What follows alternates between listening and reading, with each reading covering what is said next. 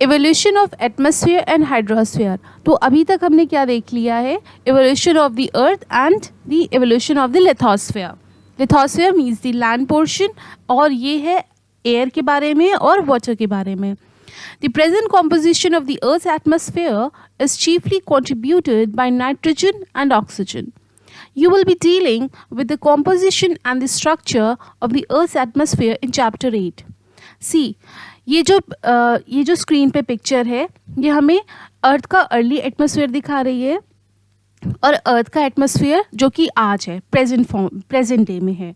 तो इसमें क्या है, जो अर्थ का अर्ली एटमॉस्फेयर है उसमें पहली बात तो ऑक्सीजन नहीं थी, या थी तो बहुत ज़्यादा नेग्लिजिबल फॉर्म में थी, फ्री ऑक्सीजन नहीं थी, जो कि हमें पता है लाइफ के लिए मोस्ट एसेंशियल है फॉर द सर्वाइवल। और कौन कौन सी गैसेस थी जो चीफली कंट्रीब्यूट करती थी, वो है जैसे कार्बन डाइऑक्साइड, वाटर वेपर और small traces of nitrogen, ammonia, methane. And जो आज की अर्थ का एटमॉस्फेयर है वो हमारा चीफली कौन सी गैस कंट्रीब्यूट करती है, वो है नाइट्रोजन, और ऑक्सीजन प्रेजेंट है। यानी कि आज का एटमॉस्फेयर ऐसा है जिसमें लाइफ पॉसिबल है, जो कि पहले नहीं था। और कौन कौन सी गैसेस होती हैं, small traces of carbon dioxide, water vapour, ammonia, methane. There are 3 stages in the evolution of the present atmosphere. वो क्या है? The first stage is marked by the loss of the primordial atmosphere. See, हमने ये पहले ही देख लिया था कि इनिशियली जो प्रोटो अर्थ थी या अर्थ का जो अर्ली फॉर्म था वो कैसी थी। पहले ये हॉट थी, रॉकी थी और बैरन इन नेचर था, और इसका एटमॉस्फेयर आसपास का वातावरण कैसा था, वो गैसेस से बना था, लाइक हाइड्रोजन एंड हीलियम। तो हुआ ये कि जो सोलर विंड्स हैं, जो सन से निकलती हुई जो विंड्स होती हैं, सोलर विंड्स, उन्होंने क्या किया, जितने टेरेस्ट्रियल प्लैनेट्स हैं हमारे, कौन से, मरकरी, वीनस, अर्थ और मार्स, इनमें क्या किया, जो इनका थिन एटमॉस्फेयर बना हुआ था हाइड्रोजन और हीलियम से, उसको हटा दिया। सी, the Earth's early atmosphere with hydrogen and helium is supposed to have been stripped off as a result of the solar winds.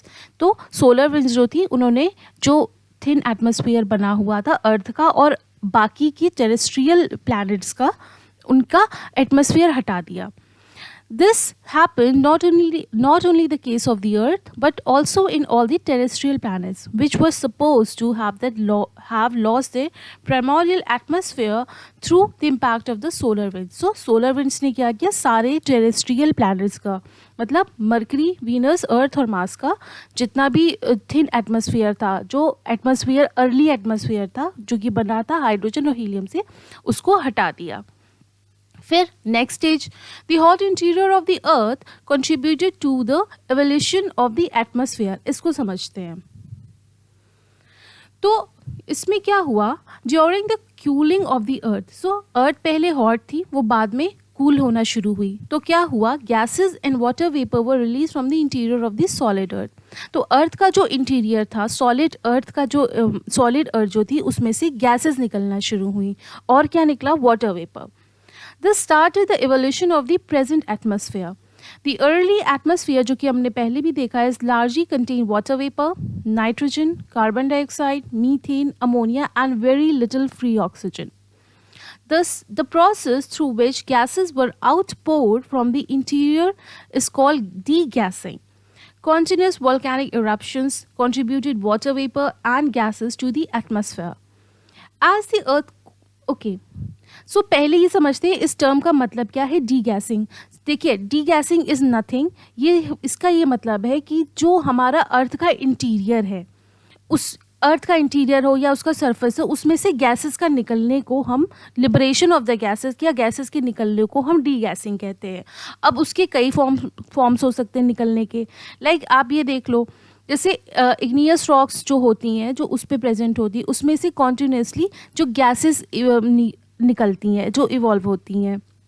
कैसे, जैसे भी वेदरिंग होती है, जैसे जैसे डिसइंटीग्रेट होती है जो रॉक्स, जो इग्नियस रॉक्स होती हैं, उसमें से गैसेस निकलना शुरू हो जाती है, वो क्या होता है, वो रिलीज़ हो जाती है एटमॉस्फेयर में। और कॉन्टिन्यूस वॉल्केनिक इरप्शंस, हमने पहले भी पढ़ा था कि अर्थ जब अर्ली फॉर्म में थी तो वहाँ पे कांस्टेंट या बिल्कुल कॉन्टिन्यूसली वॉल्केनिक इरप्शंस होते थे। और वॉल्केनिक इरप्शन से हमें पता है क्या क्या निकलता है, बहुत तरह की गैसेस निकलती हैं like carbon dioxide, methane, ammonia, और बहुत ह्यूज क्वांटिटी में क्या निकलता है, वाटर वेपर। तो ये सारी जो गैसेस थी, वाटर वेपर थे, ये सारा कहाँ पे रिलीज़ हुआ, ऑब्वियसली एटमॉस्फेयर में रिलीज़ हुआ। देन तो हमारा जो एटमॉस्फेयर था वो उसका एवोल्यूशन ऐसे ही हुआ।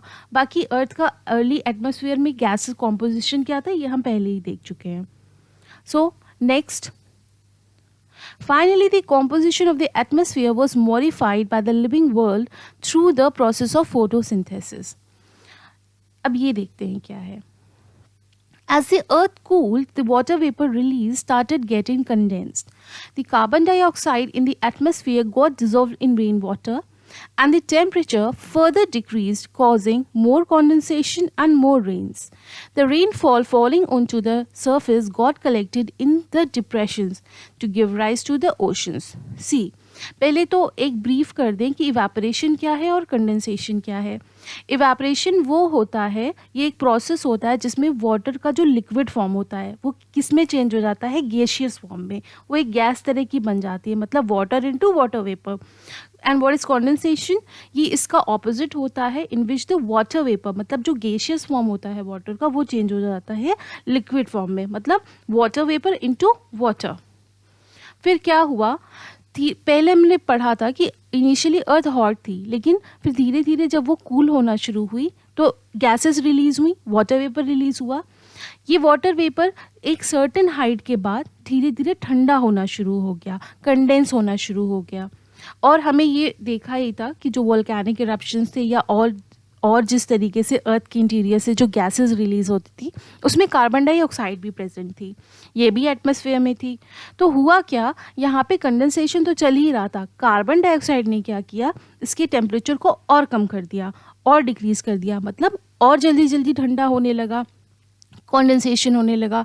उसके बाद यही जो वाटर वेपर्स थी ये कंडेंस्ड होके रेन के फॉर्म में नीचे गिर गई, अर्थ के सरफेस पे गिर गई, और ये कहाँ कलेक्ट हो गई, एक तरह के डिप्रेशंस में, मतलब एक जो बहुत बड़े होल्स थे उसमें कलेक्ट हो गई, और यही होता है आज का ocean. Then the Earth's oceans were formed within 500 million years from the formation of the Earth. तो अर्थ के फॉर्मेशन के आफ्टर 500 मिलियन ईयर्स पे जो अर्थ की ओशंस थी ये बनी। This tells us that the oceans are as old as 4000 million years. तो एक तरीके से देखा जाए तो ओशंस कितनी ओल्ड है, 4000 million years. Sometime around 3800 million years ago the life began to evolve. Very important, अगर ये पूछा जाए कि लाइफ कब इवॉल्व होना शुरू हुई, मतलब लाइफ की शुरुआत कब हुई अर्थ पे, तो वो है 3800 million years ago. However, 2500 to 3000 million years before the present, the process of photosynthesis got evolved. Photosynthesis कब शुरू हुआ था, 2500 to 3000 million years ago. Life was confined to the oceans for a long time. Ocean began to have the contribution of oxygen through the process of photosynthesis. Eventually, oceans were saturated with oxygen, and 2000 million years ago, oxygen began to flood the atmosphere. इसको समझते हैं। पहले एक चीज़ brief में जान लेते हैं, photosynthesis क्या है, क्या होता है। It is a process in which जो प्लांट होता है वो सनलाइट लेता है, कार्बन डाइऑक्साइड लेता है, और इसके बदले वो ऑक्सीजन को रिलीज़ करता है और एनर्जी बनाता है in the form of sugar. तो उसके बाद जब ओशन के अंदर, पानी के अंदर जब फोटोसिंथेसिस स्टार्ट हुई तो ऑब्वियसली बात है ऑक्सीजन रिलीज़ होगी, तो धीरे धीरे जो हमारा ओशन था वो ऑक्सीजन से भर गया, और उसके बाद में ओशन के बाद में जो 2000 मिलियन ईयर्स अगो जो यही ऑक्सीजन बाद धीरे धीरे कहाँ पे, एटमॉस्फेयर में भी, पूरी जो एटमॉस्फेयर था वो भी हमारा ऑक्सीजन से सैचुरेट होना शुरू हो गया था। Hope the point is clear.